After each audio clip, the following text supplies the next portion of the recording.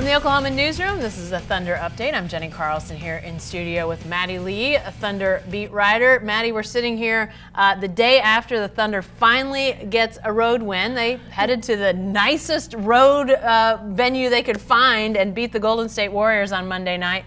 Spot a big lead to the Warriors, but then come back. What can this team take from this game as it heads into more road games, which we'll talk about their next one in a second, but what can they take away from this one?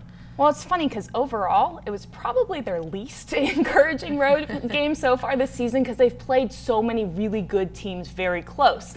And last night, they played a bad team too close, where they should, I mean, you saw how they started out. They started out so hot and then completely for the majority of three quarters just gave the game away, as you said. Right. So really, if they're going to take anything, it's got to be those finishing minutes because they've had issues closing games. And granted, it has been against really good teams. I mean, we saw them do it against the Lakers recently, come so close, but not be able to get those final shots off. And so it was encouraging that the Thunder was able to finish this game off, was able to get some really key defensive stops, especially from a guy like Shai Gilgeous-Alexander, who had that steal that led to a layup on the other end and then had a big block at the end of the game. So having him really locked in defensively at the end of the game and having the Thunder be able to score the last 13 points because they were keeping the Warriors from scoring at all for the last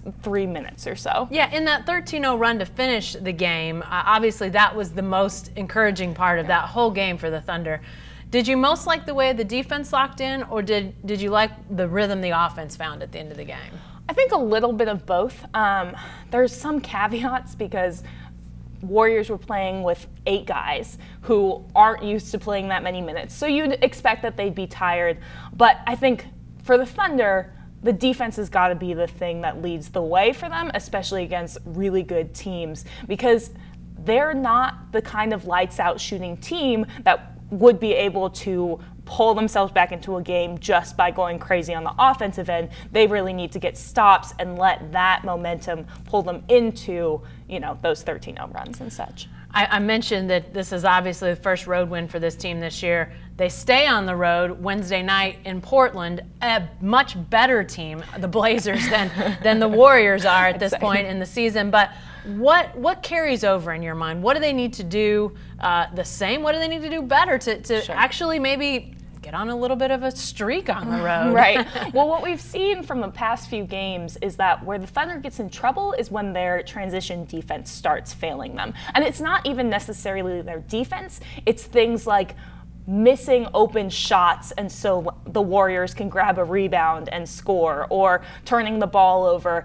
Because transition defense is hard, and if you're not giving yourself the advantage of being able to get back because of, you know, a close missed shot that just rolled off the rim or something like that, and you're scrambling back with, you know, the other team sprinting off it with a head start, that's going to be really hard, especially against good teams. I mean, we saw it against the Lakers, where the Thunder really got in trouble in both games, honestly.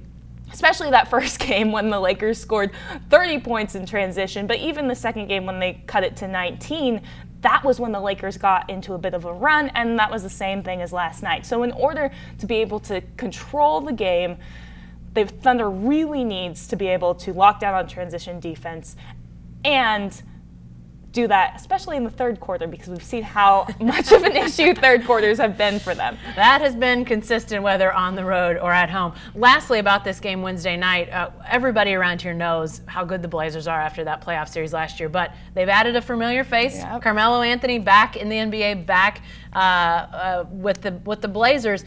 How does he play into this team right now? Because that was a group kept largely intact after the playoff run last year. Yeah, I mean, it was kind of a desperation move, right? The Blazers finally found themselves with a hole in their lineup and had to fill it. And so it seemed everyone who we've spoken to with the Thunder about Carmelo coming back has been very complimentary of him. Even the guys who weren't there last year. I mean, we talked to Shai Gilgeous-Alexander about him, and he was saying, like, yeah, it's funny because, like, growing up, you'd always, you know, you're stuck in the post, you shout Mello as you're shooting.